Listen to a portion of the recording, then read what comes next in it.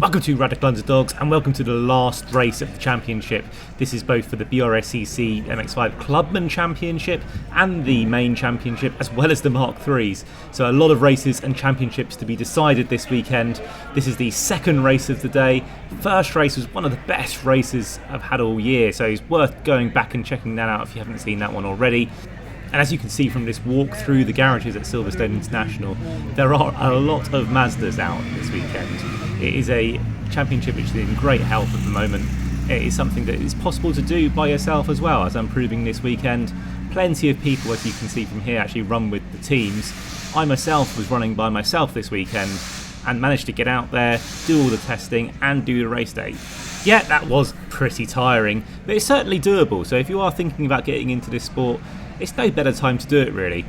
If you're worried about the finances of it, yeah, it can be pretty expensive, but I'll do a video on how it's turned out for me this year in the next couple of weeks, so do keep an eye out for that. But for now, let's see off the season in style and go straight into the racing. And welcome to the race. We're alongside Simon Waterfall, who we had a great battle with in the last race. Behind us is Kev Bird, who got 15-second time penalty due to track limits last time. We're already underway, as you can see in this race, going down the Hamilton Straight and down into Abbey for the first time, which will be flat out from a standing start. Kev's already had a better start, and you can see he's looking down the inside.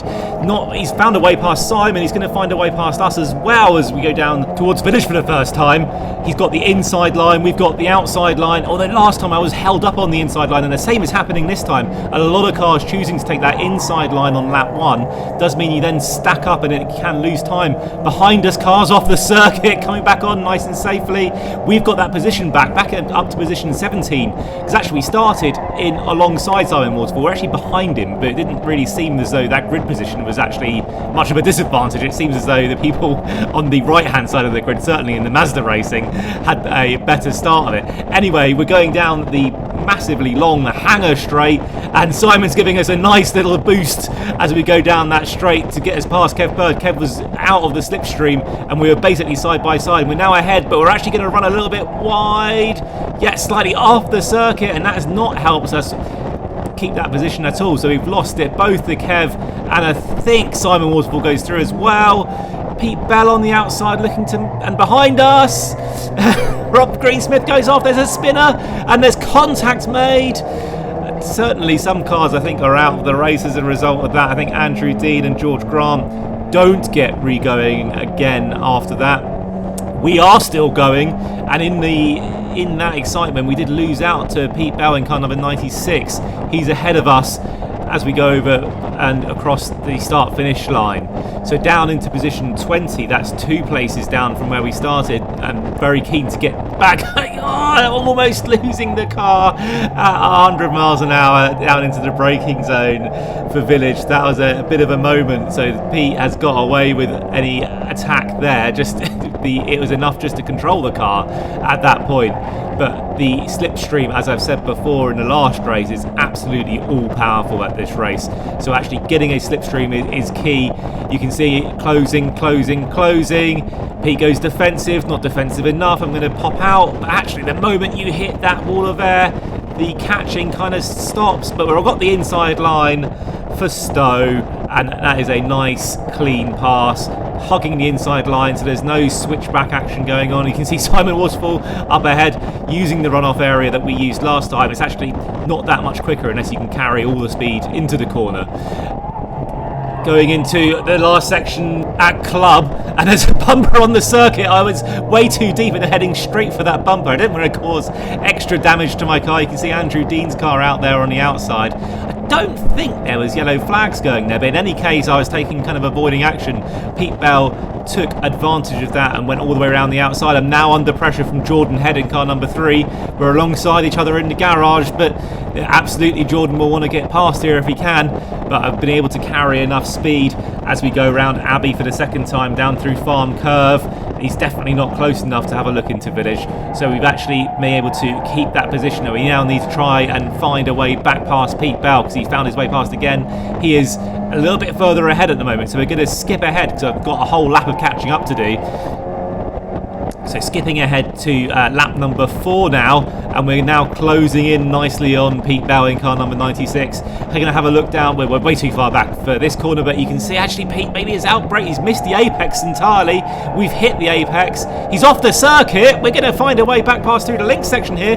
We're down on the inside. This is going to be an easy pass, but Pete turns in and we've got contact between the two of us. Fortunately, neither car seems to have been put out by that. Both cars kind of remaining stable. You can see the replay here. I think Pete did come up after the race and apologise. He just simply didn't see me there. So as we go down the hangar straight, we've actually got this position nicely in the bag. But in all that fighting, we've lost touch with the pack in front. It is really important to keep in touch with the pack in front, because as I said, that tow down the hangar straight, is absolutely all important to get a good lap time round here. So I have been putting in, well, my fastest laps of the race. I was actually slightly faster in qualifying, but I was putting my fastest laps of the race. You can see we're already on lap 8. We've skipped a lot of the race, but a lot of it was me driving around on my own, desperately trying to catch up with this pack in front of me. The pack in front of me is fighting, and therefore it is losing time and therefore falling into my clutches. This is the fastest lap of my race. You can see, just checking the lap timer there, you can see I'm already 0.4 of a second up on my fastest lap. I'm using a sort of budget solution with using the phone with Race Chrono Pro, but the phones are never good enough to give you a good accurate lap time, so I'm pairing that with a 10 Hz GPS. Although you can get, and definitely other people in the field use a 25 Hz GPS, which definitely gives you much better resolution. So that gives me accurate enough lap time, and it kind of lets me see how I'm getting on my lap time. So you can see actually running out wide.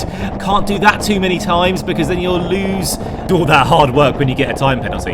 Because you can see there's actually Kev Bird, Russell Halley, and I think that's Michael Pearce in the green car up ahead. They're all fighting for position and losing time. You can see Kev Bird's off the circuit, gone way out wide. All three taking different lines as you go through the link section.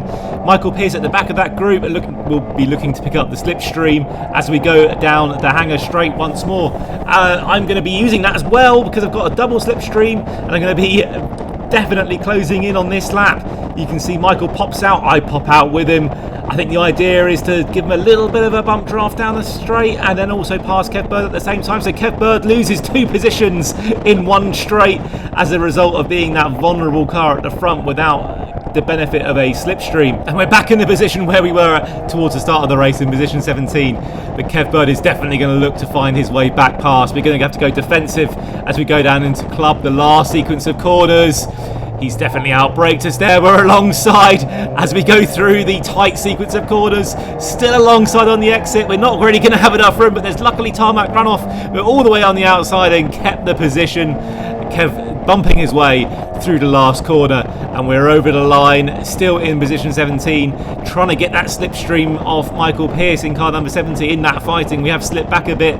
We're going to need to try and get that time back, but you can see Kev has got loads more speed through the first corner, and we're going down into village. There's a tight braking zone. We're again alongside. Kev's on all the way around the outside. We've given us room on the inside. He's going to use all the circuit and a little bit more and get that position back in position 17. We're going to be able to try and get this position again, though, as we go down the hangar straight for the very last time. Very last straight of the season, not just of the race. And there is a chance to get 1 or maybe even 2 positions as we go through the last couple of corners. As I said, conventional wisdom is you shouldn't be the leading car, and you can see I'm catching down the straight. Kev's going to go defensive. I'm going to go all the way around the outside, but no, Kev brakes just late enough to keep us behind. But has he outbraked himself? He has planted it on the apex expertly. The car sliding around a little bit. The tyres will be very hot at this stage in the race. I think if he just nails this last set of corners, he's going to be fine.